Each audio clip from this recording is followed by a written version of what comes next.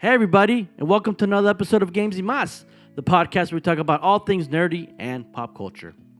On today's episode, it's going to be a bit of a serious topic as we're joined by our close friends Nick and Rachel as they share their experience of coming to LA, starting a church, and as you'll hear in recent events, Nick being a survivor of a stroke attack.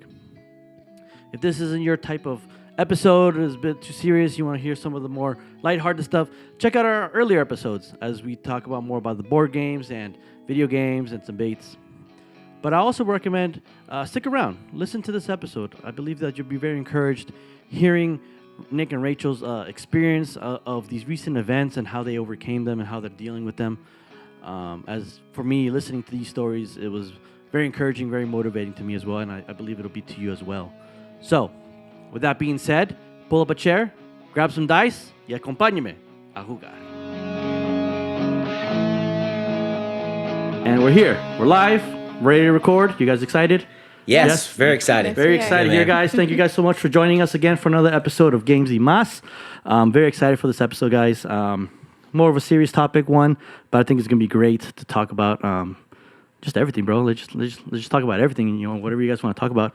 But before we get started with the episode, we have an icebreaker question that we always ask everybody. So I'll ask it. I'll give you guys a minute to think about it, and then we'll go from there. So it's a two-parter. It's a follow-up question. So the first one is, what is your favorite board game of all time? Any board game, anything that from as a kid growing up or now even then, like playing any board game now that you love playing, anything like that. And then the follow-up, if you have one, is what is your favorite video game of all time? Now, obviously, you guys don't play. If you're like, you guys probably not in the realm of like playing constantly video games, but we'll include like any arcade game, like anything like arcade that you'd like to go playing. Yeah, anything like that. So I'll let you guys give a minute to think of favorite board game and a favorite video game if you have any. If not, I always add that extra video game again because this is a nerdy podcast. Am I allowed to look it up? Go ahead, I forget the name. Okay. Look it up with whatever you want to look it up. And then while you guys think about that, introductions here, we have Pastor Nick and his wife Rachel here joining us today for the podcast. We've known each other for how long, man? It's been a while, huh?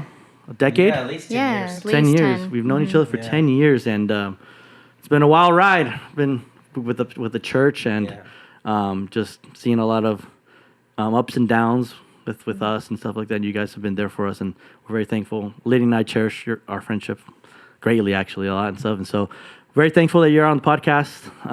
Awesome about that. And so they'll be joining us here, and we'll get to hear what their board game is and their favorite video game is, if you guys got any. Right. Okay. I'll let you, whoever wants to go first. Do you want me to? Okay.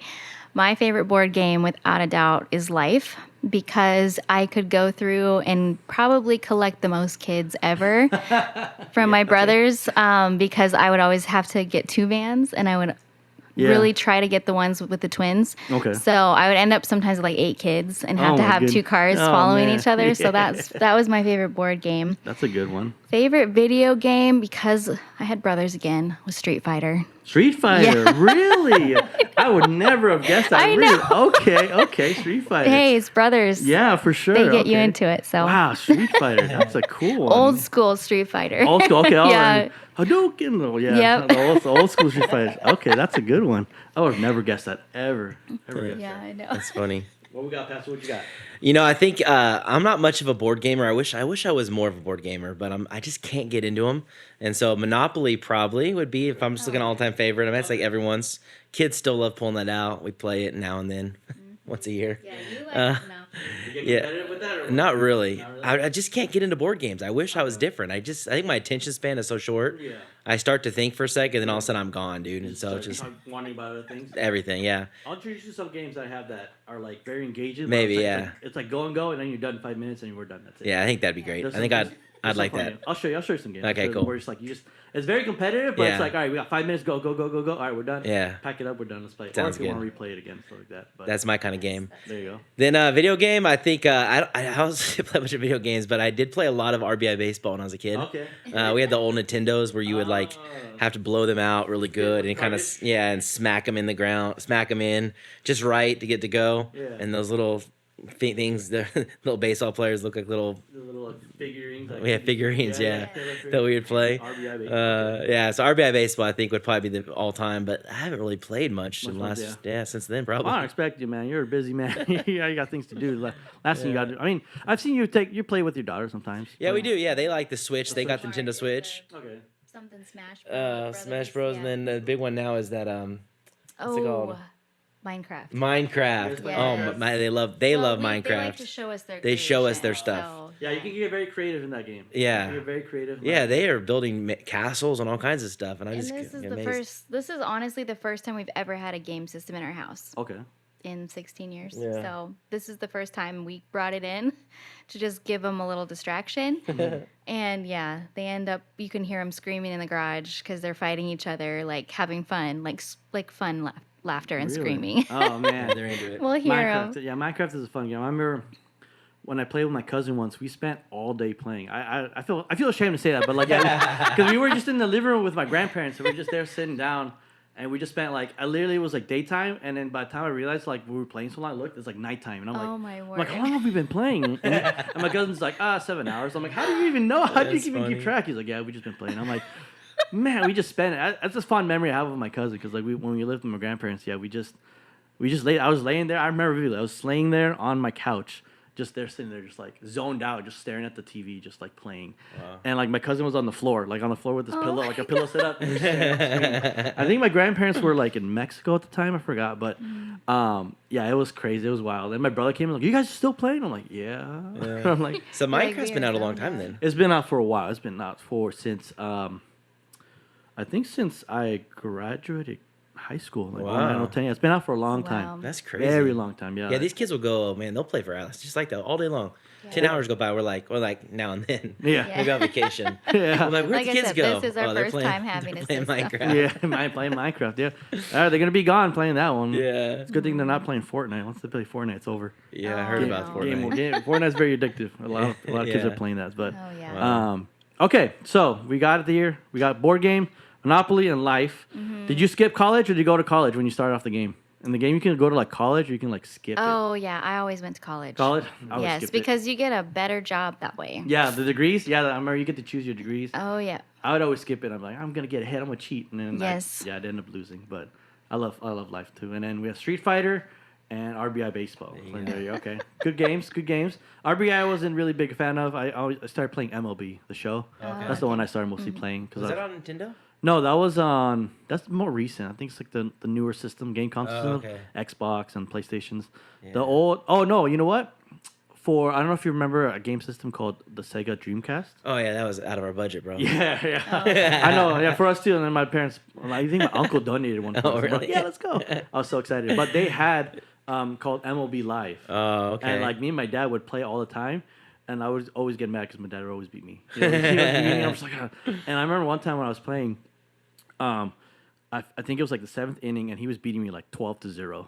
And I couldn't hit anything, and I was getting so tired. I was just sitting there like this. And my dad would wake me up come on, we're almost done with the game. And I'm like, my dad wants to finish the game and beating me. And I'm over here trying to pretend like I'm falling asleep. I'm like, oh, I'm going to bed, Dad. I'm tired. No, let's finish the game. We're almost done. And he got into it. So that was pretty fun playing. That's awesome. Those games ones. Yeah, he whooped my butt all the time. And I got mad at him all the time. Dad goals, right? Yeah, exactly. Right. Yeah. I was like, oh, man. And he loved playing all the sports games with us. But I was like, man, Oh man. I'm getting tired of this. That's funny. But it was fun. But Huh. cool. All right. So there you guys have it. First-hand account of Pastor and his wife about the board go. game, video game. Icebreaker done. Let's get into the deep questions here. We can talk about. Yeah, pretty much. Let's get a little beginning of. I'd like to get maybe a 5-10 minute introduction of you coming to LA. You coming to LA. Your decision to come into LA. Start a church. Yeah. We'll get your little early lives, and then we'll get into the big chunk of the life of what happened with the stroke and everything like that. Mm-hmm. But just to get a little background for everyone listening and stuff like that, kind of a background of you coming to LA, starting up a church, pretty much where Hollywood is right here, around the corner, and people thinking that you're crazy for even just trying to even think of starting a church where you have Scientology right down the street, and that people from all different walks of life just trying to become known. And so, yeah, if you just want to walk us into that and how you beginning stages of coming into LA, Yeah. what was going through your mind? Why LA? Yeah, for sure. Yeah, I think it was probably in 2009 or 2010 we started to feel like maybe God would have us start a church, and so we started. We were working at a church there in Arkansas, and we had our first two girls there in Arkansas, and we kind of started to pray and think through like, okay, if we're going to start a church, where do we want to start at? And it was kind of like on the Western United States. We're West Coasters, so it's kind of like all the way from Pacific Northwest to West Coast, and so we started to look at Washington down the coast all the way, and I spent a lot of time along that PCH all the way from California up to the Canadian border, and so kind of that area I kind of knew needed churches, and then my wife was born in Whittier, and so she was kind of from the LA metro, and then we went to school about an hour north of LA, and so we kind of had an idea of this area.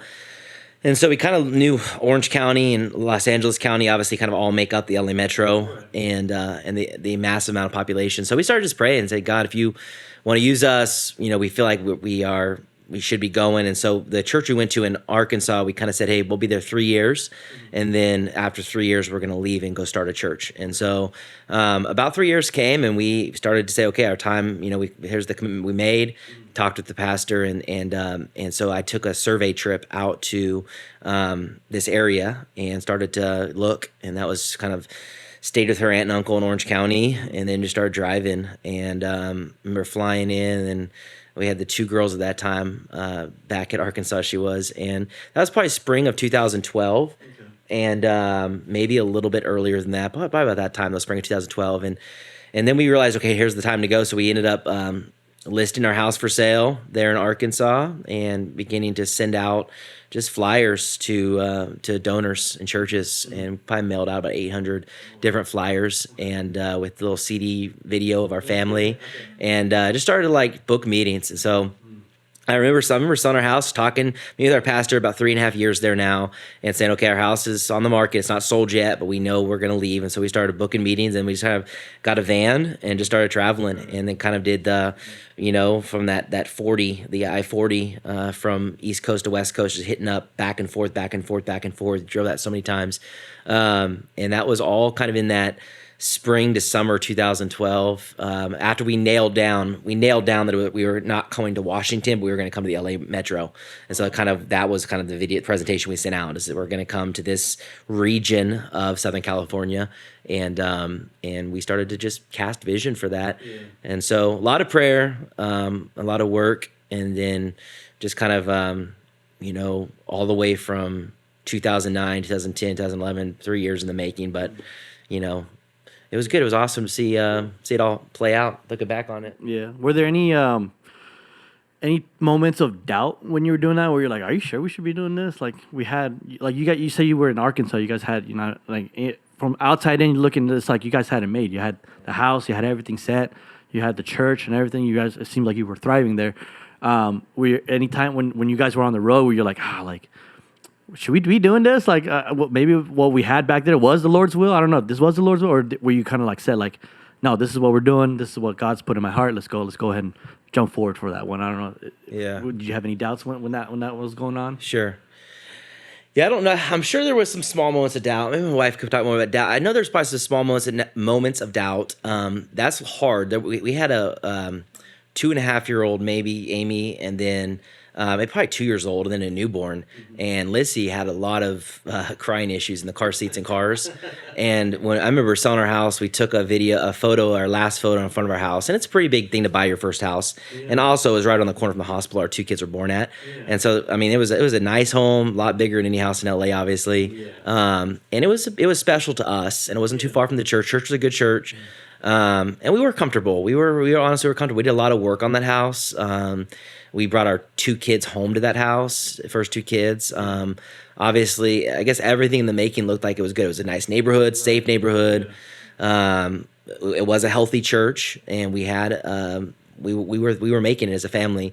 But I think when it came time, is that 3-year commitment we made of, hey, we're coming for 3 years and then we're going to leave. I know, having the conversation with our pastor back then, it was like, you sure you want to leave? Yeah. And it was kind of one of those things. And it was kind of like, well, this is the plan we made. And so kind of like in my mind, we've already made this plan. This is what we're doing. We're prepared to go. Right. If we're not doing it, we're not going to be like, kind of obeying what we believe God put in our hearts Right. 3 years earlier. Right. And so there were no doubt those long drives with the babies crying and those little babies and leaving our house for the first time and seeing the fact that we're never going to go there. And I remember doing a yard sale where we sold we just listed it on Marketplace or something. And if Facebook was even out back then, but we had a line of people from our front door to the street, and literally we had people coming in the house just pulling the TVs off the wall, pulling art off the wall. We sold everything we owned. Yeah, it was there. So it was like all the work of decorating a house, buying a home, doing all the remodel to it, and then actually then just having people in the city come and just ripping stuff off your walls, buying it and pricing it. Yeah. That was a little bit. I remember the emotions, like, oh man, like this is real. Like our house is empty. We've sold everything we own, and literally we're leaving this place. Seeing your kids' crib go, seeing your kids' toys go, telling your kids like, hey, that Barbie doll you have has got to sell. Like all those little things. Yeah. They do. Even thinking about it now, I think we kind of filed them away and forgot about them. But even as talking about it now, like, wow, yeah, we had to sell our kids dolls, and like everything was just gone because we knew this is what God was leading us to do. So yeah, there was probably some moments of like gut punches, like this is hard for me, but we knew that's what God wanted us to do. I don't know if you felt different feelings. Yeah, I mean, the whole purpose of going to Arkansas was to be under an older mentor to really learn from him.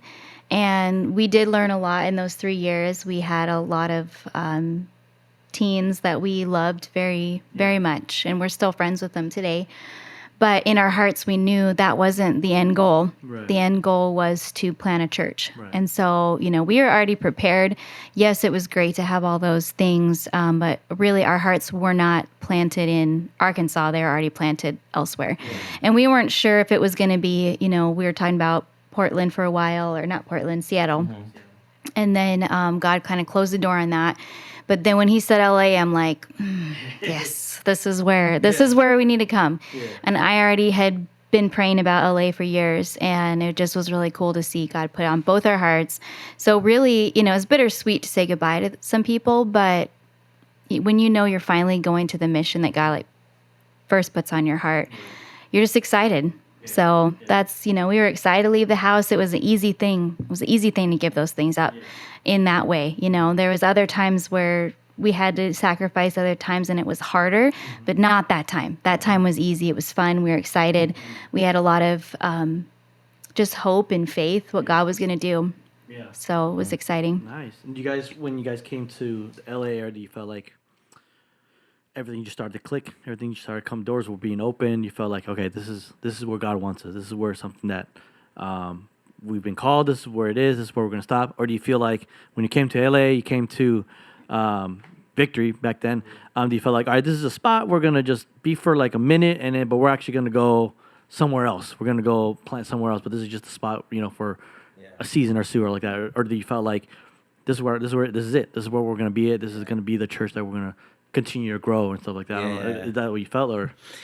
Yeah, I think when we came here, I knew God was calling in behind it and was calling us to start. And so, and it never was like a stepping stone of like, hey, start this and then hope you can then try to get a better career down the road. It was not a career move. Mm-hmm. It was a life. It felt to us like it was a life calling. Like, hey, this is something I'm calling you to. Yeah. And my vision was always to start something and to be there the rest of my life. And this is just what we're going to do. Mm-hmm. And I think that calling was anchored. It was pretty solid. So, when that calling is real and you have that confidence that God is in it and God has led you, then I think the chips started to fall into place when there was a lot of hard work, though. Yeah. But it was not given to us. It was definitely a lot of hard work.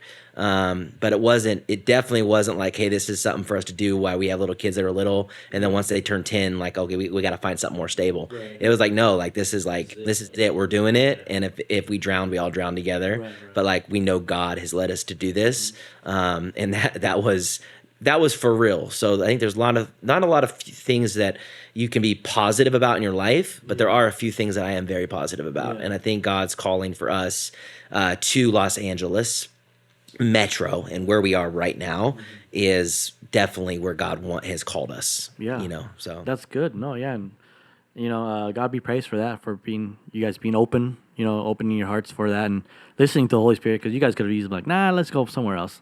and stuff like that. And you've seen your fruits and your labors. I've seen as how the church has grown. You know how I came and how my story was with just my brother just telling me about this church that come check out this church. All right, sure, whatever. I didn't really come intentions of going to church. I came to do my own thing from Lancaster. Because I was like. My brother told me, like, there's a church out here. It's like the sister church of Lancaster. I'm like, bro, I left Lancaster, so I don't have to be part of Lancaster. So last thing I want to do is be part of it again. He's like, no, just check it out. It's different. And yeah, and like just the story, how it all came intertwined. And like, we're thankful for that, you guys, you married us. you married us. And the stories that have been built, around the church, it's insane and stuff like that. But yeah, thank you for sharing that a little intro of that. And how long it's been... How many years since So I've been here, we've been here 11 years this month, and then you guys got married. How many years you guys get married? We've been married for 6 years. Okay, because we really got to know each other in the classroom that we actually lived in for a little bit. And I talked to you and Lydia then, and then... gave us the ultimatum. You said, yeah. Get married or break up because you guys are living in sin. And we're like, oh, man. I left out. I was like, why do you have to put it that way, man? Lydia was like, I don't know what to do. And I was just like, Were we sitting on those little green chairs? No, we were, I think, what were we doing? I thought we were in the little preschool room. I think we were in a preschool room talking. Maybe there's boxes. It was not necessarily where you should be sitting. You were on one little shipping pastoral office. Something. It wasn't an office. Yeah, it was a makeshift office. You made one office. Yeah. I think remember you sat on a tote, one of those probably totes. Yeah. You're like, all right. And I was like, okay. where do I sit? Where should we sit here? Pull up a bucket. I'm like, okay. Oh my Let's goodness. talk. Let's just talk about it. Yeah. And I remember distinctly, it was an ice cream social. Oh, wow. Where we're in that building behind. Back in the day when you ice cream socials. That's when you guys sat down. Now we just go to Baskin Robbins. Yeah, now we just go right across the street. I remember the ice cream social. You sat down. You guys both sat down with the lady and just got to know us. I'm like, hey, wow. Where's that? And I was like, oh snap. Yeah, and we just talked about it. And then, and lo and behold, we're here. I still have photos of that wedding at not DeBelle, but Castaway. Castaway? Yeah, I still have photos. I was looking at those the other day and of us taking photos. Seems like it was yesterday, bro. Oh, man. It feels like it was yesterday. It's coming up on 7 years now in March. And that's wild. It doesn't feel like it. It just feels like I just barely got married to Lydia. It's wild. It's a wild ride. Yeah, it is. It's crazy because when I talk to some of the members of the church here that are newer that have like expressed like, oh, how long you've been here? And I've been explaining. And I'm like, oh, snap. Like I just felt like 2 years ago we just got into this building. But it's been longer than that. And I'm like, oh my goodness. Like fast. You're right. Like all the stuff that's been I try to block out all like the horrible stuff we had to go through, and I'm just like, but it's like I need to remember that stuff the travel years. Yeah, all the tear down, the build up, the coming around. Drape. Yeah, come in for prayer, and only when it's like 6 of us coming to pray, and we're just like one light on the stage. Yeah, and we're just like it's hot. It was hot that one time. We had to get the fans in here, and I was like, I'll be honest, there were times where I was with Lydia, and I was like, should we be here? Should we ride with these people? Yeah. I was like, I think it was after when we were moving from Pickwick, and we're like bouncing. Those were dark days. Yeah, those were days where I was just like, I was probably thinking, should I be here at the same time? Right. Should I keep pastoring? I don't know if I should. Arkansas didn't seem so bad. Bowling over at Pickwick? Yeah, right. Should we go to church at Pickwick? Should we go ice skating? It's right here. We should go ice skating. Yeah, it was times where it's like, should I go? Should we keep going? And we've seen members come and go. Oh yeah. I thought members that were here before me would stay, and they're gone. And I'm just like, wow, like. Just how LA is. LA is super transient, and that's one of the more discouraging aspects. But it's cool though to see your church grow across the nation. It is, whether you wanted to or not. Yes, I agree with that. Yeah, and I'm glad we stuck it out. I'm glad I was like, I doubted it, but I'm one of those like loyal people. I'm like, I'm just ride or die. Like I've been here with this church since victory times. I'm gonna be here till the end times. So. And you're right. Some people will just come for a while, and then when it doesn't feel like church, they'll drift away, but then they'll come back. So we've seen, steady flow of people coming and going. It's good, It's a unique story too, and it's really cool because it's so much more than just going to a church that's already been there.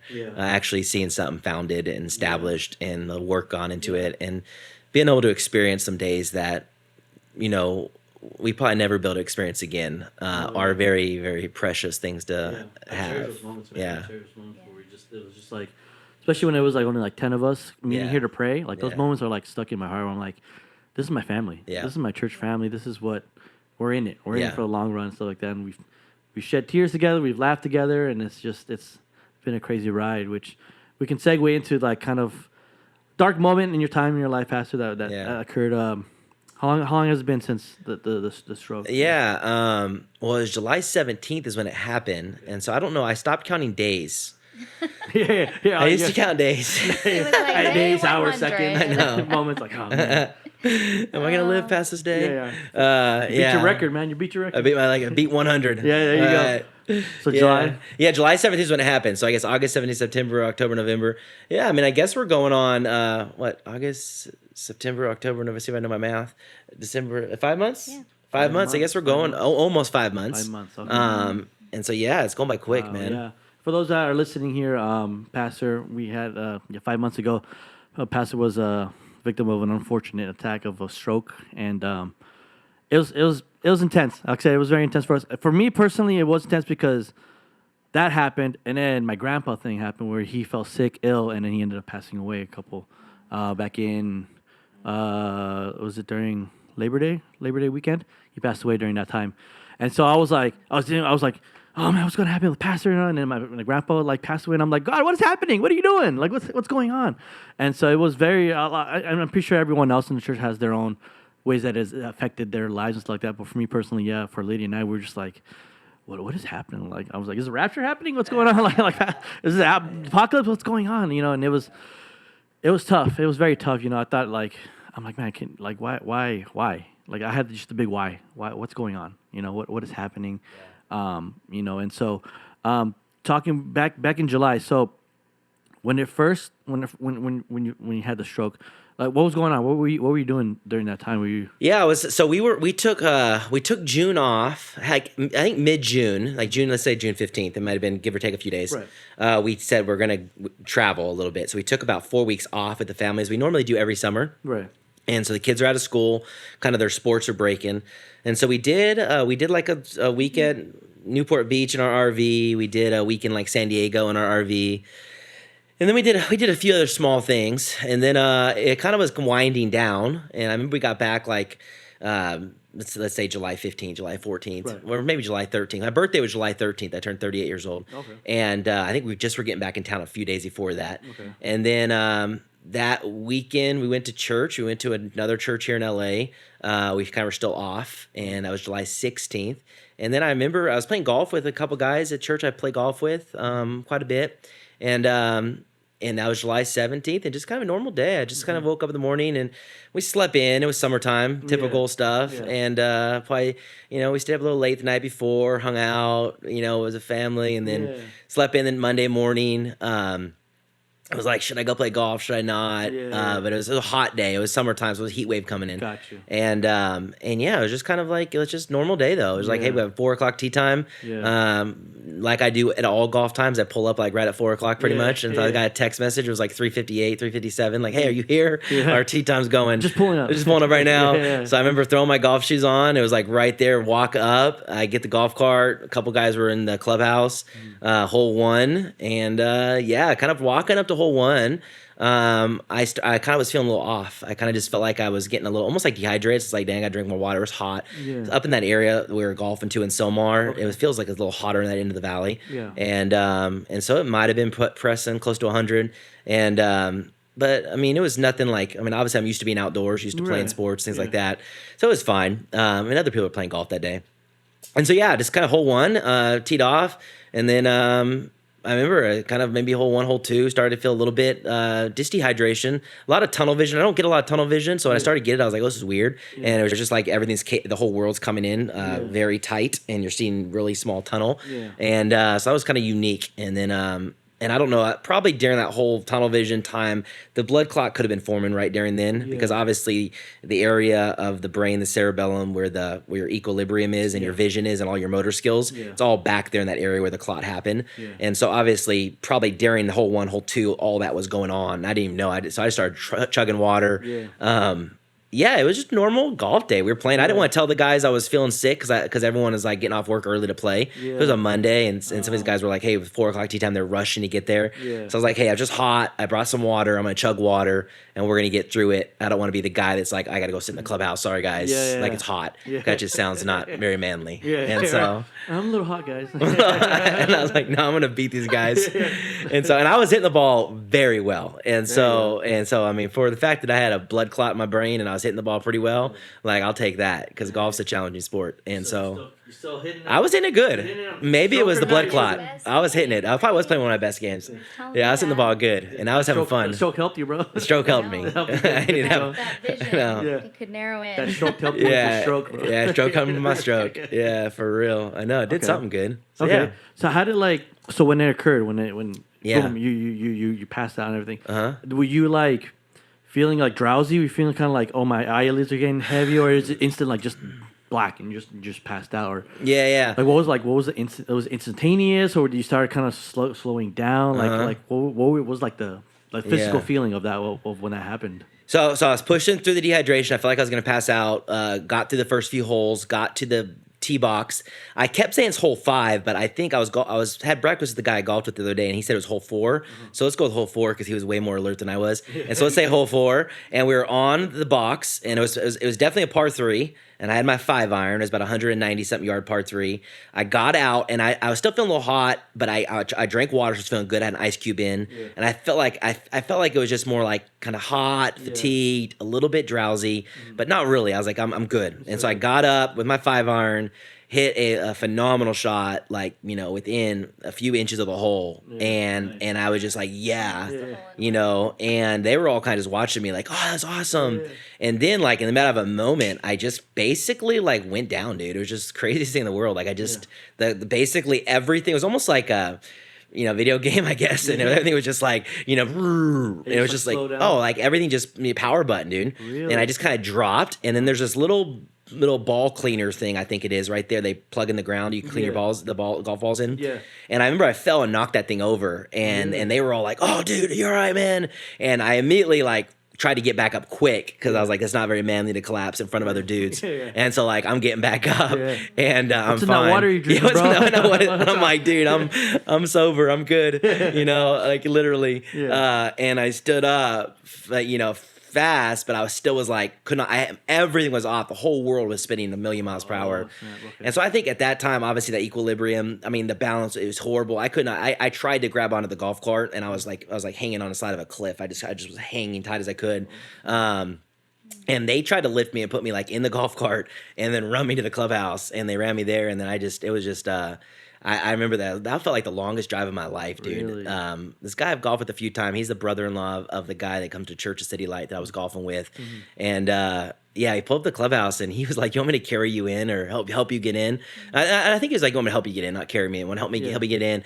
But honestly, I was too out of it, dude. And so I literally rolled off the golf cart and I crawled. The concrete was hot because it was hot outside, and I remember just crawling like army crawling from the golf cart up the side of this ramp into the clubhouse. And I literally army crawled because I just was like, they told me I thought I needed cold air, and I wanted to get in the clubhouse and get cold air, and I was gone, dude. And this guy was like, this dude was actually like panicking. He's like, "Oh, dude, you okay? You okay?" And I was just like, I mean, everything just like would not stop spinning. Yeah. Got into the clubhouse. They had to help me sit up at a table. I remember him trying to get me to sit at a chair, but still, I never felt this way before. It was just like the room was flying, was going very, very fast. Yeah. And I just was trying to hold on for dear life. And then they gave me water, Gatorade.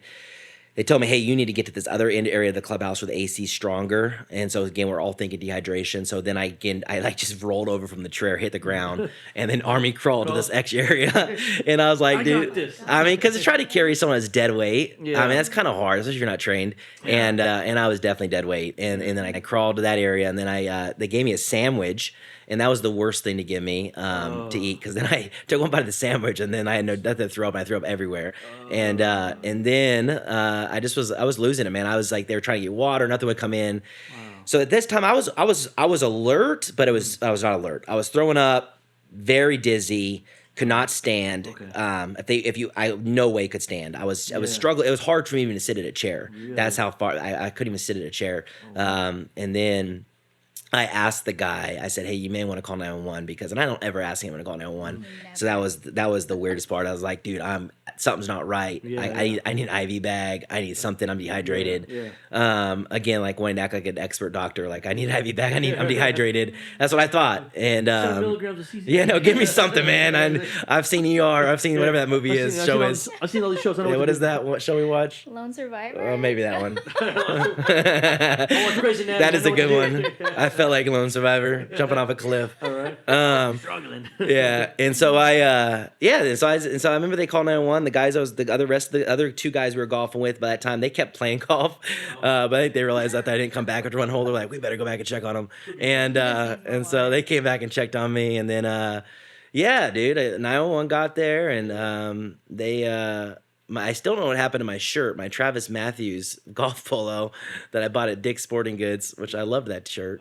They took that off, and then they did a bunch of stuff to me. I don't know. And then they checked you for a stroke. They checked me for a lot there at the golf course. Yeah, and then I got up in it. They asked me to get up into the gurney. After they asked me, do you want us to take you in, or you want to drive yourself to the hospital? And I was like, bro, I'm not driving nowhere, and I'm out of it. And no one really knew like what I had. But I just said, I'm take me anywhere. I'm going. I'll get anywhere. I just need help. And so they asked me if I wanted to walk to the gurney thing, and I couldn't walk. I stood up once and collapsed.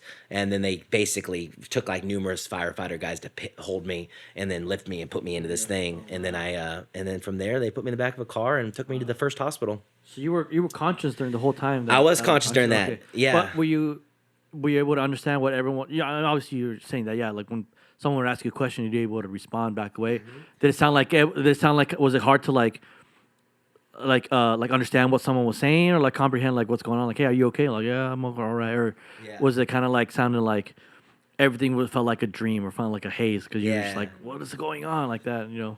Yeah, no, I would comprehend. They would ask me how I was doing. A lot of the questions they were asking me, I'd have answers to because they were searching. Like, hey, Nick, like a lot of it was like, hey, you're out of it. I mean, I probably looked like a crackhead. And they were like, hey, are you on anything? And I'm like, no, dude, like nothing. Like, I've had water, and they're searching questions like, hey, this ain't normal, man. Are you okay? Yeah. And then like, they're literally like, I could tell them all like, we don't know what to do. We don't know the guy.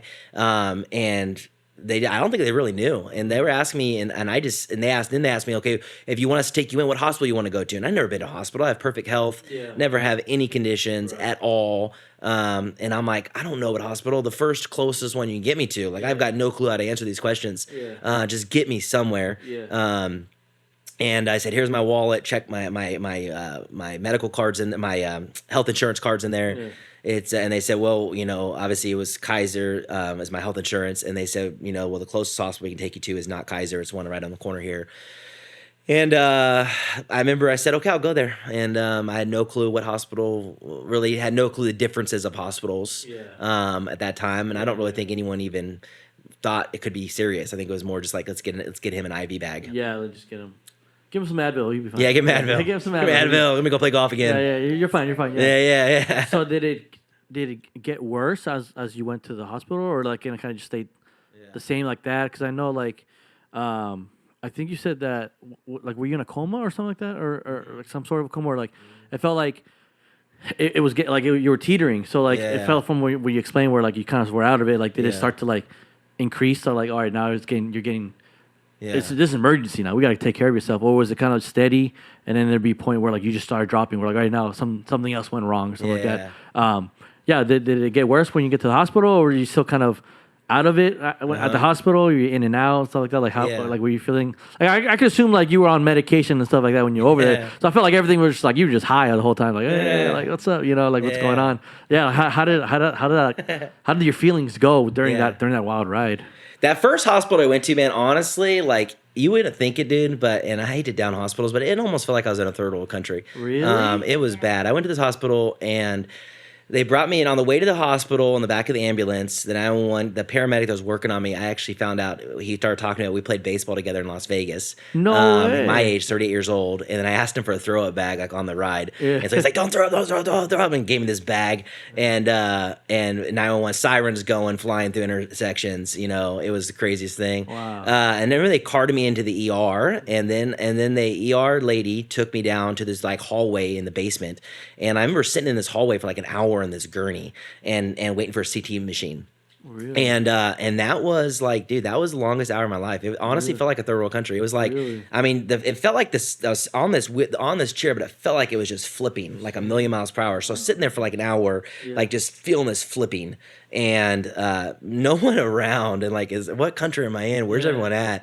And then finally saying, okay, the CT machine's open, wheeling me in there, helping me transfer me from one gurney to another to the machine was a very crazy thing. Really? You know, I had no shirt on. Obviously, I had just thrown up everywhere like an hour earlier, and trying to get me into this machine. And I've had no medical history, so I'm like, dude, what are these? Like, what am I doing? Yeah. All I knew, man, is like I should not be spinning that bad. It was unbearable amount of flipping, and just like, don't move me, because if you move me, I'm gonna throw up again. And I had this bag the whole time.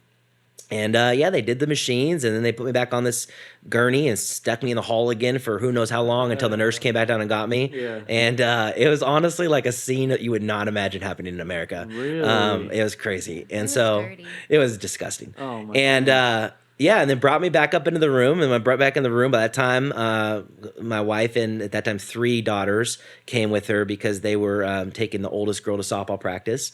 And they had called her at the golf course and said Nick asked for 911. She thought that was weird, but we think it's just dehydrated. And so she was coming to the ER, probably like, what's my husband doing? Does he know we have a busy schedule? And walked in with the 3 girls. And I remember seeing them. They came in, and at that time, they may have given me like something for a headache, because my head did start hurting on the ambulance drive over. Yeah. But I remember the paramedic was like, your head's hurting? That's weird. But it was like an abnormal headache. It wasn't normally headaches from the front. Yeah. This was in the back, and it felt like a very bad pressure headache, but extremely bad. Like I've never felt pain this bad in my life. Oh, wow. Type crushing of your head getting ran over. Oh, wow. And they sat me in the chair there, and all I could do was just hold on to the rails of this gurney for dear life, because I felt like if I let go, I was gonna fall off. Yeah. But I wasn't. But just my brain was telling me that like I'm gonna go flying into oblivion. You know what I'm saying? I mean, it was just like the room is spinning. And so I sat there for 12 hours, man. 12 hours of dealing with that garbage. And Overnight. she ended up going home late in the evening, at 2, 3 in the morning.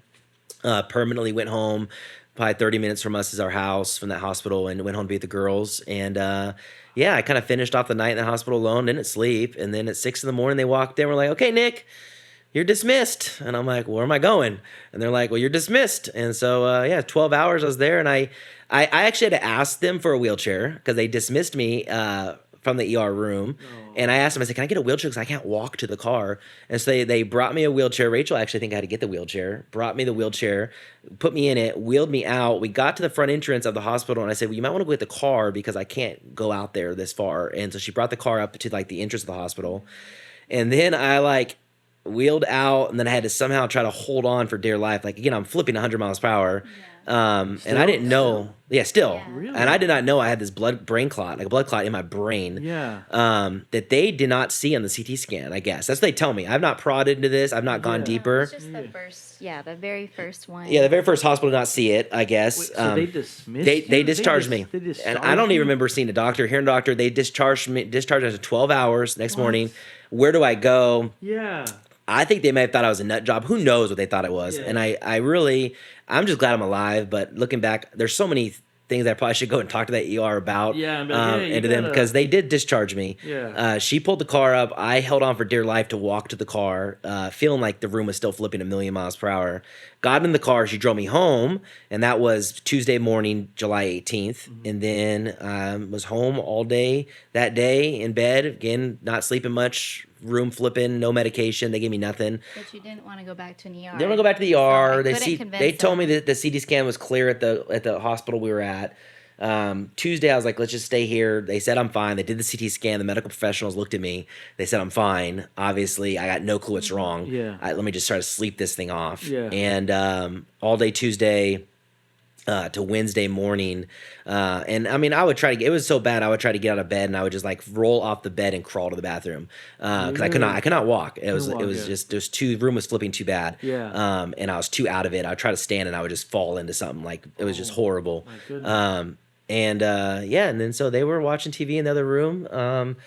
Wednesday morning, July 19th, I think she was like, okay, you're not getting better. We're going to another urgent care, which is with my insurance provider, and we're going to get you help. Yeah. And so that was Wednesday morning, 9 a.m., brought me to that one in Pasadena. And I saw another physician and said whatever he said, really gave him an IV. Gave me an IV, gave me an anti-anxiety pill. Said, I'm not sure what's wrong. He didn't want to do a new CT. He said, I'm going to go off of the CT that the first hospital did, and it looks fine. And basically monitored me for a little bit. Yeah. How long? Hour and a half. 2 hours. And then after that, man, sent me home again. Really? Wednesday, July 19th. And so I went home, and by that time... Still the vertigo, still the Oh, headache. the vertigo was so bad. The Really? spinning was so bad. The dizziness, no walking, slurred speech was there. A lot of indicators that you look up about stroke indicators were actually there. I think the biggest thing was just the age to these people, and they didn't do the proper work of doing it. Because if they would have done MRI, they would have saw that the tissue of the brain was just dead, and that there was no oxygen supplied there, and they would have saw there was a stroke. And so they did not do the proper study, and they did not do the proper care, and they released me. And then Wednesday, July 19th, got home again, falling out of bed. It was worse than I think any of us knew. Yeah. It was much worse by the time we got home. Yeah. Much worse. Really? Like, he wasn't making sense anymore. His words were so slurred. Was his face drooping too? Like No, I don't nothing know. drooping. Nothing really. It was just all slurred speech, and I put him to bed. He hadn't slept for a long time. So finally, because of that anti-anxiety pill, he finally like slept a little bit. And I was in the living room and I heard a big thud, and he had fallen out of bed and slammed right into the wall. And so I got him back in. I said, I need to take you somewhere. He's like, no, I'm fine. I just need a rest. So I got him back in. A few seconds later, slam right in the wind. I found him between furniture up against the wall. He couldn't even stand upright. Wow. Third time I went in, third thud, I noticed he was not breathing like very well. He was sucking in, and I said, Nick, you're not breathing very good. And I know the signs. Yeah. And so I said, I'm taking you right now to the ER, but I'm thinking, how am I even supposed to get him to the car? Because he can't even stand upright. And I'd already helped him to the car several times through those other hospitals. And it was tough, to get him there when he couldn't even stand up. So I called 911. He's sitting in the bed saying, you don't call him, don't call him. And I just turned my back to him, dialed 911. Felt like it kind of felt robotic at first, because I had to kind of ignore everything and just call. And so that's when I called 911, because he was struggling to breathe. Yeah. So that I went into, when the 911 came, when they came in, I met the 911 guys now, but one of the paramedics that came in had actually come to City Light months, maybe years ago, and he thought he recognized me, but I'm so gone, dude. I don't remember any of this. But he told me, the only reason he knows, because he found a card in my wallet and was like, oh, it said City Light on it. And I remember them coming in the room, and I was sprawled on the bed again, holding on for dear life. Like I felt like I was flying, whatever that movie is of Sandra Bullock, where she's like in the Space Cadet. Gravity. Oh, Gravity. Flipping around. Bro, I was thinking about that movie. Oh, bro, I'm like flipping, dude. 1,000,000 miles per hour, dude. I felt like I was in space, and I'm like, just going. They're like asking me these questions. Yeah. I could not stand. Nothing was getting better. And I remember them, in my mind, I remember them having an argument. It was the engineer, which I met now, and there was two paramedics. One was documenting the case, and the other one was the paramedic kind of overseeing the case. And there was an engine and a paramedic that pulled up at the house because it was a breathing situation. And they were dialoguing, where do we take them? And I remember I said, I'm Kaiser guy, and the paramedic that was kind of overseeing my case, and the other paramedic was documenting. I felt like it was an argument, because they were kind of arguing about, did he have a stroke, and where should we bring him? Should we bring him to a regular hospital, or where should we take him to? And I remember the one guy was like, no, like we're bringing him to Glendale Memorial, and that guy he has John, yeah, he saved my life. Really? Yeah. So. That's crazy. Why would? Still hasn't met him in person yet, but I got to see him and give him a Oh, hug. really? Oh man. Glendale Memorial. Okay, all right. So they have a comprehensive stroke center. Oh, okay. Wow. Yeah. You haven't met him? He was sick the day we went to the fire department. Oh, set that awards. up, man. Set it up. Oh, we're Yeah. friends. Yeah, on, we tried we're to see friends him. on Yeah. We Instagram. FaceTimed him. We Yeah. FaceTimed him. Yeah. His name's John? Yeah, his name's John, you're a real one. You're a real one, Yeah. John. You're a real one. Save We my love dear friend. John. Thank you so much. Yeah. So the problem is the cerebellum, which is the back of your brain, the part that controls your vision, motor skills, your balance, everything is there. That when a stroke happens, it was an ischemic stroke. So there's obviously that. We hear some have an aneurysm. Yeah. They call that a certain type of stroke when the blood vessel explodes and it bleeds out, and you don't get air or oxygen or blood to that part of your brain. Okay. Well, this was actually an ischemic stroke, which was a blood clot, which is the typical type of stroke that happens majority of the time. And for some reason, the blood clot back there. And that part of the brain was not getting blood flow or oxygen for a few days. Yeah. And so, which was causing, your brain has 4 ventricles. Yeah. And kind of things I know now about the brain that I don't want to know. And it was ultimately causing those ventricles to swell. So if you look at your brain has got plumbing, naturally out of your there's fluid that kind of circulates in your brain. Yeah. Nothing was properly circulating because everything was so swollen, which is causing there to be more fluid built up in your brain because it had nowhere to go, which was ultimately leading to your brain shifting, which I think they call it herniating. I'm not positive. I'm not a medical person, but there's a term for it, that your brain was going to shift. And when that brain shifts, it basically is fatal. It's death. And so the pressure was getting so severe that it was causing oxygen supply to get cut off. It was causing the brain to about to move. Yeah. And when that brain moves, you're either brain dead or you're dead. Yeah. And that was ultimately the term they use is hydrocephalus, which is fluid on the brain, which is not necessarily normal hydrocephalus because I wasn't born with that or have that problem. It was more so just the swelling was so bad, the fluid was so built up that I was losing oxygen, and the brain surgeon said I was like within an hour of death, and so it was getting close, and they brought me to the Glendale Memorial is a comprehensive stroke center, and so that you have to have neurosurgeons on call, on site that are trained on how to do this. Yeah. And other hospitals just wouldn't have been trained. And I could have sat there for an hour and died, and so that they brought me to that one. They had the people trained and they brought me in and I went into a coma though when they wheeled me out of my house. I went blank. And so that was gone. And so I remember my neighbor across the street throwing up a peace sign, like peace, and still like wanted to be cool. Like I'm the neighbor that keeps the neighborhood clean and my yard's perfect. And I'll blow your yard off, I'll help you set up your lights. I'm gonna help you set the lights up, oh my goodness. Like that guy off of whatever that movie, Santa Claus movie we're watching right now. Anyways, we'll talk about that another time. Still like trying to keep it cool. Like I'm fine. Paramedics shouldn't even be here. Peace, guy. I'll be back soon. I don't know why I'm going to this hospital. And like literally put me in the back of this paramedic, and then it just bam, I'm gone. And then the rest of the story, I mean, I didn't wake up from there until Friday with they put the life support tube in me, which is a pretty large tube with bags they put in your lungs. I woke up with that tube in me Friday, so I don't remember anything from that paramedic at front of my house when she called Wednesday to me waking up. I think I remember Friday maybe Thursday afternoon. So that one of those times. Whole chunk for you was just darkness. Oh, I don't remember anything. Yeah, I could have. Did it feel like you just like knocked out, like knocked back up? Yeah, it was like no medicine, just went to a nice sleep. Yeah. Really? Yeah, the only thing I know is the pictures, lots of weird pictures that she shows me that I'm like, no way that happened. But that was my life for about a month. I've always been curious about what, like, in a coma, what does it feel like? What is it like?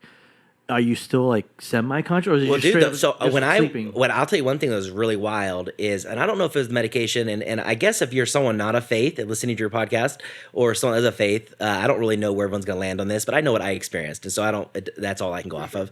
But I do remember sitting in the hospital. I was in ICU, and I remember this was after my brain surgery already happened. After they already, I think they were waiting to see if there was any brain activity in me. I remember though waking up. Before I woke up though, I remember I remember seeing a white light, and I don't think it was the hospital light, but I do feel like it was so in my mind it was like a subconscious conversation with God. And it was basically like, hey, no, like, oh, I saw the face of Jesus. It was more just like a real conversation. Like, and it was real. It was like, hey, basically me asking like, hey, does it have to end this way? Like, can I have brain activity? Can I live another day? Can I live longer? Like how, like basically like, how did everything happen? Like, well, I just was up fine. Like we already were planning like the last 20 things we're going to do this summer before school goes back into session. Like we had all these things, like what, I just was like basically having a conversation with God. Like what is going on? Like, how can this happen? This is no way. I'm young. I have 4 little girls. This can't happen. Yeah. And then I saw these pink unicorns flying around, and so and that might be because my kids talk about unicorns so much. I have 4. We have 4 daughters.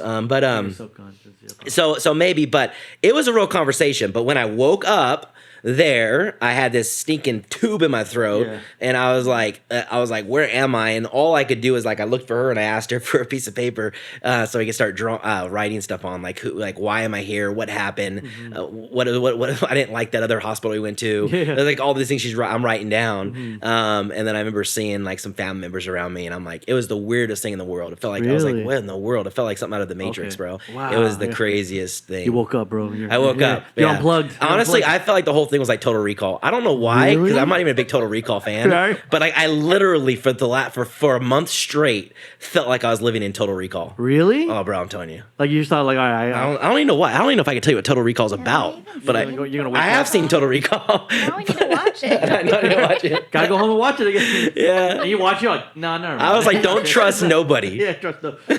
Everyone's fake. Everyone's fake. This whole thing's fake. I know. That's what I said. I still have to feel myself. I'm like, am I really here? Am I here? You know what's, it's funny you say that, because there's a moment when I was 21,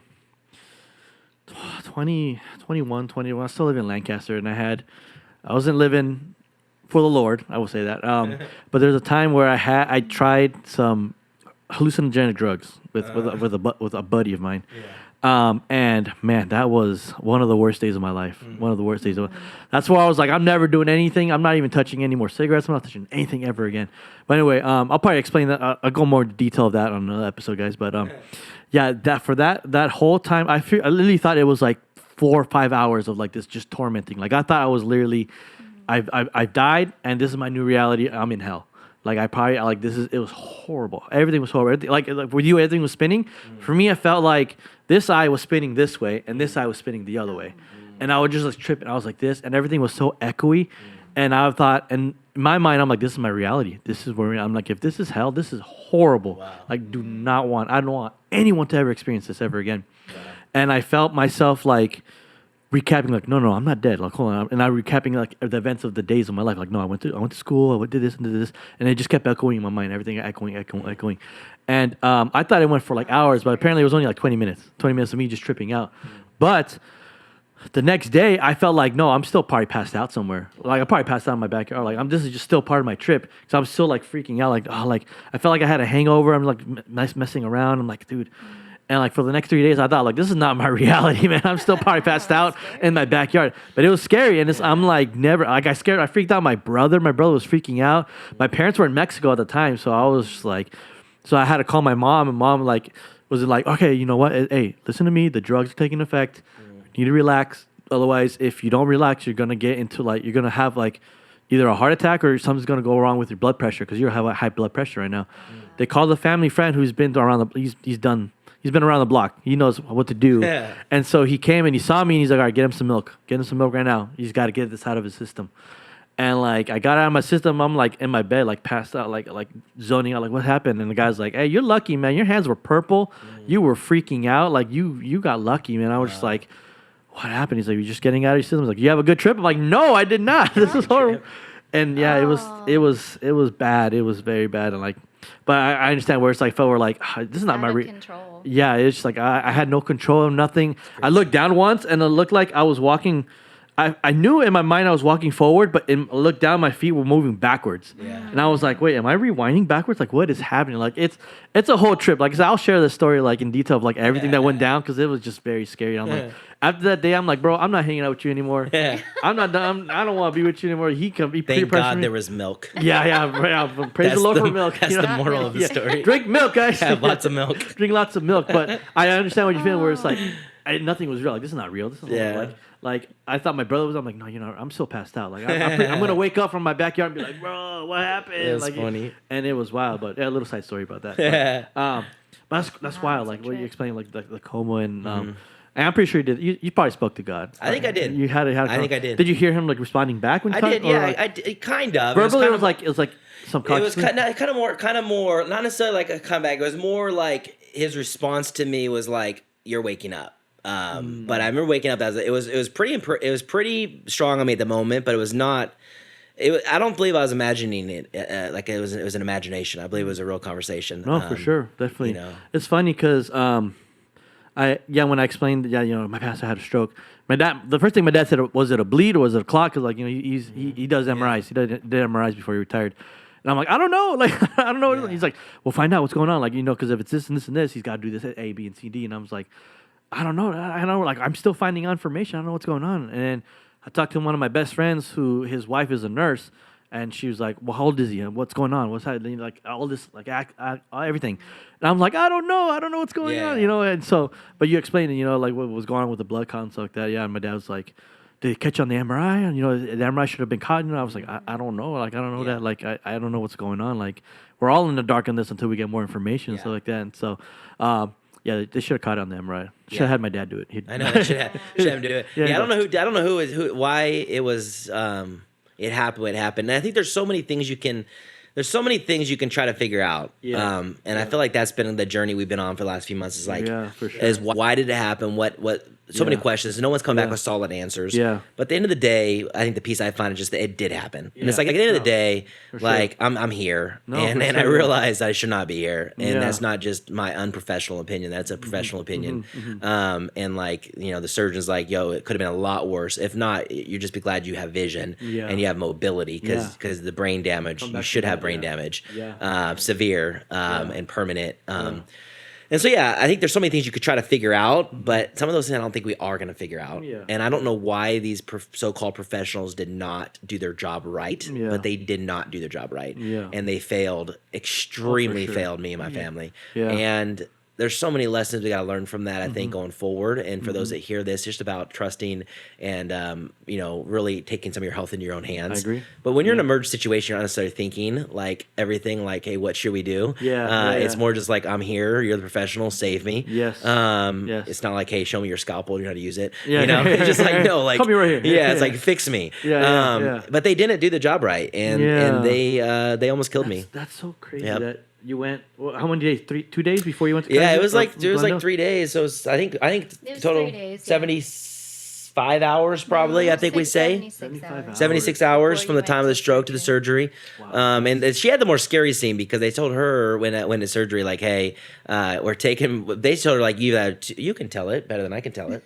You tell it. I was gonna say after she you go experienced to the more coma, of the worst part than me. You were just laying down. You were just laying down. You're talking to God. Talking to God. Playing with unicorns. Playing with unicorns. So they did the first CT scan, obviously, and no one ever did a follow-up one. That's why it wasn't caught. If they would have just done 6 hours later, they would have found it, or even just a few hours later. But they didn't.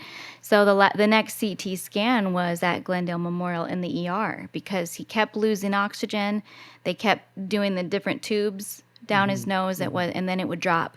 And I was sitting there with him in the ER, patients on either side. And they weren't saying anything in front of me, but I could see a little bit of concern, like, why is he not getting enough oxygen?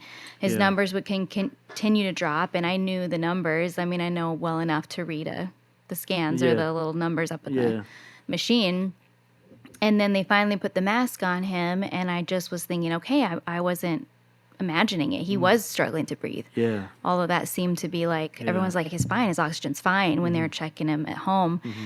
So I was at least thinking, okay, I was right. He's not getting enough air. But what does this have to do with a headache and vertigo? And then the one doctor came in. I haven't met her since, but she said, I am really concerned about your husband's brain. We're going to do another CT scan, and we're taking him right now. So they went and took him. I just sat there and waited, and I texted a few friends and just let them know, hey, I don't know what's going on, but we've been in and out of ERs. Like, just pray for him right now. She brought him back in, and they said, it's going to take about 5 minutes to read the CT scan. We have a whole team reading it, and I'm thinking, okay, whoa. Like, usually CT scans, like, wait an hour. Yeah. They're going to read it and tell me in 5 minutes. Yeah. This is serious, and there's a team. And a few minutes later, she came in. She's like, this is going to be a lot for you. And I was like, just kind of intake for a second. Yeah. She said he either has a tumor, a very large tumor, or a stroke, a very massive stroke. Yeah. And I just sat there, and I just didn't say anything because I'm not the kind of person to just freak out. No, yeah. I usually just like calm, like Yeah. don't freak out until I know all the information kind of Right, person. right, yeah.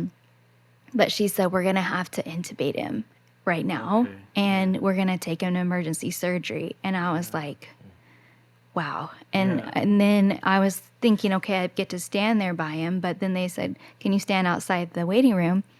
And like a whole team of people rushed in. Yeah. And that's kind of when I lost it. I called our assistant pastor. I called his brother, and I just said, Yeah. I think he might be already dead.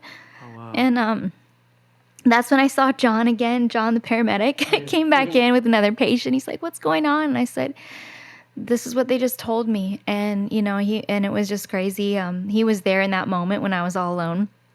But then, Josh and Marina, my friend Marina, came and got me Starbucks coffee, and they're wheeling him away. It was my one comfort at the time. Yeah. No family was there yet. But I'd already thought he would probably die on the operating table next. Yeah. So next thing was I had to figure out, am I going to get the kids in here? What am I going to tell the kids? Mm-hmm. But I thought at that moment we weren't going to see him again. So I said, if I was a kid, I would want to know what was going on with my dad. Yeah, for sure. So I brought him, and I told him the truth, and I told him I don't know what's happening, but we're going to wait here and see what happens when he comes out of surgery. Yeah. And so Amy got to go in, see all the tubes on him. It was really hard for her to see that, but she was glad she did. Yeah. We waited in the waiting room for, I think it was a 3-hour surgery. Same thing kind of with God, is I was standing there in the hallway, and I was just like, this is it. I was waiting for them to come out and say he didn't make it off the operating table. You could kind of see feet under the door, and I kept looking for the shadows of those feet. And at one point where I thought I was just going to fall over, I just felt like the Lord just said, he's going to be fine. Yeah. And I sarcastically was like, yeah, fine in heaven. And he was like, no, he'll be fine here. Good, yeah. And a few minutes later, doctor came through and said he made it through. And I didn't fear after that. I already knew, like, if he woke up with little to no brain activity or whatever, that God was going to do something through it, because he told me he's going to be fine. Yeah. I didn't know if that meant whole or if that meant incapacitated in some way. But I wasn't as fearful at that time. I was still scared of what it was going to look like for our family, but the next morning I had to wait the whole night to see if he had any brain activity. And then the next morning I had to wait outside for 3 hours, and then they came and got me and said, he's blinking his eyes, he's moving his hands, he's giving thumbs up. And I walked in and saw him look right at me, and I just felt like, the Lord was all over that. Yeah. And then every day was just a gift. Yeah. Every day he was blowing us away. There was scares in between that. Yeah, I can imagine. There was some times where, because he didn't get enough exercise and getting up out of bed, he was constrained by a tube running out the back of his head, draining brain fluid. Yeah. They had a laser on him to make sure his head was at the right angle. Otherwise, it could have stopped the draining from happening. So it was very scary for a while. Yeah. They thought because of the lack of movement, he could get pneumonia. And then, of course, Friday, they had his tube taken out. But then the next concern was him getting up and moving and all that. And so there was scares along the way. Yeah. But every day was such an amazing gift. Yeah. Like, I just couldn't believe the miracle happening in front of my eyes. Did you ever have any moments when all that was going, like, you just had that big why? Like, why? Like, why is this happening? Like, for me, thinking about it, I was thinking of like, if I was in pastor's shoes, I'd be like, man, why? Like, I'm like, I'm your servant, Lord. I'm trying to lead your shepherd. I'm trying to lead your shepherd. I can't do it if I'm passed out, locked out. Like, why is this happening to me? Like, being real, I'd be like, why can't it be like, this other member of the church? So I can minister to them. Not why is it me? What's going on? Like, did you ever have it? You guys have any moments where it's just like, why, God? Like I understand you're trying to, trials and valleys and hills and valleys, but like, this is pretty serious stuff. Like, this is a big trial. Like, I don't understand why. Like, has that question, that big why, ever popped in your guys' minds of like, why? Like, why? I know he has a moment. It'll be after my why moment. But he was still in the hospital, and I had driven home real quick to just take a shower and I went days and days with barely eating, just barely seeing the kids. So I ran home, and I just remember driving back, and I just, to be honest, I just screamed in the car. I just screamed really loud. Yeah. And I was just like, why in the world, But it was like God brought me back to a moment where I'd been praying this last year. I don't want to live a life that's like this. And I don't want my family to live a life like that. Mm-hmm. And I don't want City Light to be like that either. Yeah. And I had been praying some pretty bold prayers. Yeah. Asking God to move in this church, asking God to move in my heart, in my family's, my kids' hearts. I want them all to love God. Yeah. So I was begging him. There was nothing crazy going on. There was not stress in the church or anything, but it was just a burden of mine. Like, I just don't want to stay here. Yeah. I want us to be moving upwards. Yeah. I want to be in a church that's alive. I want to be a Christian that's alive. That's good. Yeah. And it was like God, after I screamed at the stoplight, it was like God just said, "This is the answer." It was like he didn't say it. It was just the realization that I came to. It's like this was the answer to my prayer. Wow. That this is going to wake me up. It's going to wake my kids up. Yeah. And maybe it will wake our church up. Maybe it'll wake our community up. I don't know. But however God sees it, that's why he allowed it. Yeah. So I don't know if you want to say your why moment. Yeah. I mean, I think there's definitely some why moments. I think at the hospital, I was on a lot of pain medicine. And so at the hospital, as long as I had cranberry juice and ice chips, like ice chips are amazing when you're at the hospital. I don't know why, but I always wonder, I go visit at the hospital, like they're like, in ICU. I'm like, why do they want ice chips so bad? Yeah. But like, yeah, dude, like I won't eat nothing but give me an ice chip, dude. And your throat, and footing. My throat hurt so bad because it wasn't just like an oxygen tube. It was like the life support intubation is like they put these big bags down your throat. Yeah. They go into your lungs and like keep you breathing. Yeah. And I never had to pull that out. It hurt my lungs so bad. My voice, my esophagus so bad.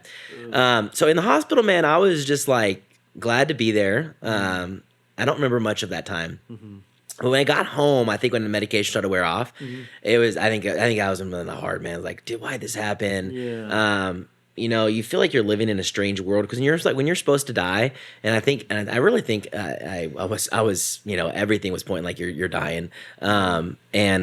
And when now you're alive in your home and you're living in like a yard you can't get up and mow, you can't bend over, like literally, like I just couldn't do things. Like just take a few steps was hard for me. Oh, wow. And still I'm still weak now. Yeah. But that was like it was, I think it was a question like why'd this happen? Like why'd this have to happen? Her hearing the stories, and then hearing my kids tell their stories, that whole thing is just it's a lot to take in, No, I feel you. I feel you. Thank you so much for sharing. I know you get sick and tired of retelling the story. You're gonna probably tell it a couple more times with other people and stuff like that. But I understand, man. Like I will say there's the moments that I knew it was gonna be okay because I've prayed the same prayer with my dad when again when I've seen him with his tubes inside his Yeah. It's not a pretty sight. It's not a pretty sight at all, especially as a kid seeing your dad, being like that. I've been in there in the hospital beds with my dad, just questioning why, like this. I asked God, I'm like my dad loves you, like he just wants to know you, wants to get to know you. So why don't you just heal him? Like why? What are you doing? And I've come to the realization that, it's out of our control. Obviously, God's in control, and I've always prayed like, God, like why are you allowing this? And this is the Holy Spirit. I feel like it's the Holy Spirit always telling me like, hey, it's all right. Like I'm not done with him yet. Like he's gonna make it. Yeah, I still have work for him. So when I prayed for you, Pastor, I had that same voice where he's like, hey, I'm not done with him yet. Yeah. He still needs. There's still some work yet. Yeah. There's still more work to do. So I'm not done with him yet. So don't worry about it. And so I've had that peace where I'm like, all right, it's gonna be okay. Obviously, right now I'm like, okay, well, can he be fine now? Like not run. Like I don't want to wait. I want it to be now. But yeah, that voice, that Holy Spirit voice, just saying, hey, like it gives you comfort where it's like, I'm not done with you yet. Yeah. You know, Pastor, he's not done with you yet. Yeah. There's still more work. You know, the what's it? The harvest is plentiful, but the harvesters are few. Like we still need workers, Pastor. Yeah. And I think the idea that all things work together for good that's to them who love God and are called according to His purpose. I might have slaughtered that, but I think that's right. I think that's pretty close to what it says. Romans You're right in there. Yeah. Yeah. That becomes a real verse right there. I was like, yeah, you gotta say, man, God's doing something. Yeah. And honestly, whether I die or whether I'm brain dead or whether I'm alive and I get 5 years, 10 years, or 20 years, or 30 years, I don't know. At the end of the day, it's like I have one life to live. Yeah. And if this is what God wanted to do with my life, then you know what?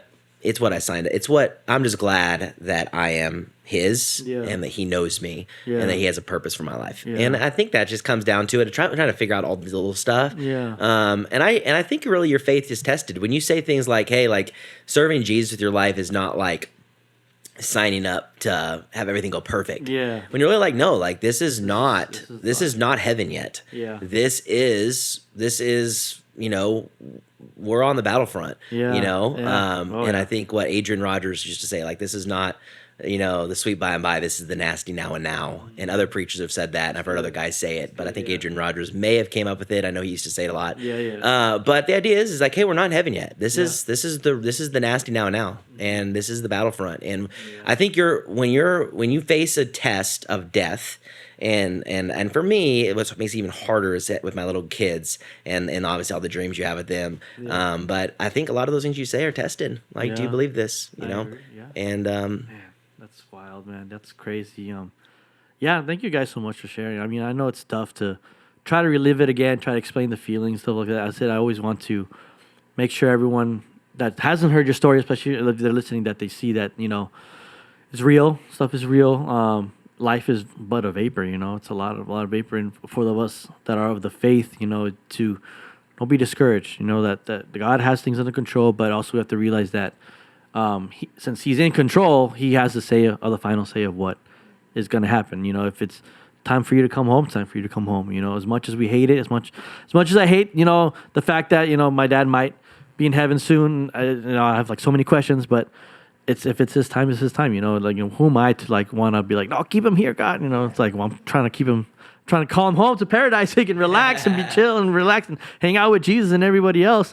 You know, it's the human nature in us that was like, you know, we want, you know, we don't want anything like that. And, I mean, Rachel, I can't imagine, you know, going through just seeing Pastor in the hospital bed and hearing news. Oh, he's fine. Oh, you know, something's wrong. He's going, you know, ups and downs, and obviously having feelings of like the why moments, maybe some anger moments. I know I would have had some anger moments. I'm like, oh, what are you doing? Like, why? Or like, are you even, well, you know, yeah, a lot of anger moments. But your story encourages us as a church family, encourages us of like that, you know, on to the future events, more future things. Yeah. Look at the past, reminisce, but keep moving forward, and, you know, keep sharing your story and keep, you know, preaching the word, Pastor, and doing things. How are you feeling now, though? You still feel a little bit more?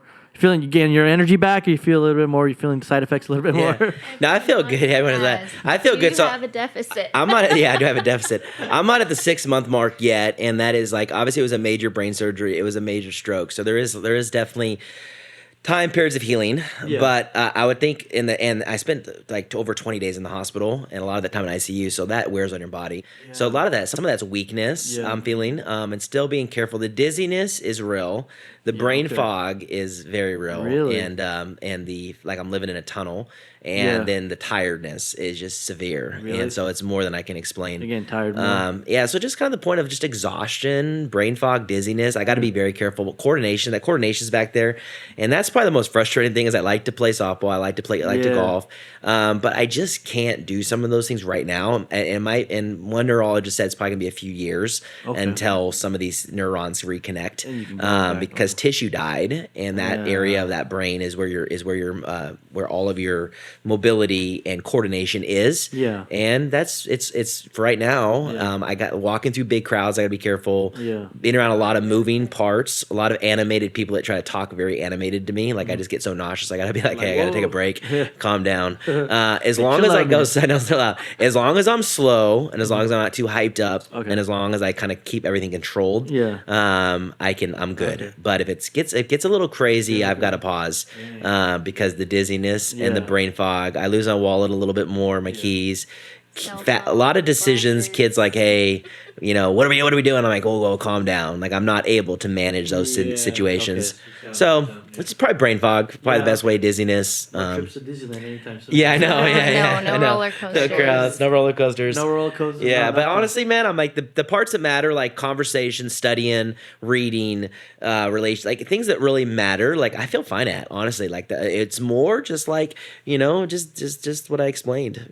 But some of the other things, I'm glad I can move and walk and probably my sports playing days are coming to an end anyways. Time so to retire, I'm getting close to 40. So I think I think it's time for those Turkey Bowl, days. Football challenges to be done. You for could the be a rest ref. of my life. You could be a ref now. Yeah, I could be a ref. I can cheer for you on the side of the. Start coaching. start giving it up. Yeah. Okay, so yeah. It's good for him too because he's had to learn to just slow down, enjoy his recliner. There you go. And just kind of enjoy the day to day and just let himself heal. Because that's what he needs to do. And he's always go before this. And now he's like having to learn to like listen to his body and take naps. There you go, man. And those naps hit hard. Yeah, bro. Those naps hit hard. Those Sunday afternoon naps are amazing, man. Yes. I wish I knew what We'll naps try to were during blame the those naps on the stroke as long as we can. Yeah, there you go. He had a stroke. He has to take a nap. It's been 10 years. It's all right. It's all right. And the body heals slowly. Yeah, that's okay? right. He's got naps. You can't judge me. Yeah. Oh man, that's great. Oh, I'm glad you're taking it slow. I mean, again, that's probably another calling from God saying, "Hey, take it easy, my man. Yeah. Like the work will continue. You just got to take it easy. Take it slow. Keep going. Yeah, like I said, are you a little bit more forgetful? You feel like? I think so. You think your long term memory or your short term memories have been affected? Short term. Yeah. Decision making. Oh, okay, got you. Fast decision making. Long term, I'm good. Fast decision making though. Like on the fly, on the fly stuff, dude. Does it just start hurting your brain, or? Yeah, it's just really foggy. Oh, okay. Yeah, really foggy. So you just gotta take it slow. Take it slow and just make sure, like, the real quick stuff. I've got to be. It's really foggy. Which is good because we need to learn to work more closely together too. On let me take some of that load. Yeah. And help. How does driving work? How does driving work for you? Driving's actually fine. Yeah, that's a lot of like. And it's like, yeah. I do get tired, so because the brain's a muscle, so it's working out. Yeah. So I do feel like after about an hour or two of fighting some LA traffic, it's like, okay, it's time for me to rest for a little bit. Gotta go. You were before you could drive. Man, you were driven crazy. Yeah. So now I think it's like Rachel's loving it. Like, I was driving his truck, and he's like, "Slow lane. You can drive." Yeah, driving feels good. And I would just say the things I think that really matter, like the big things, I feel comfortable. Some of them I feel like I'm normal, nothing left. But when it comes to fast decision making, I can make it, but it definitely leads to a lot of exhaustion. Got you.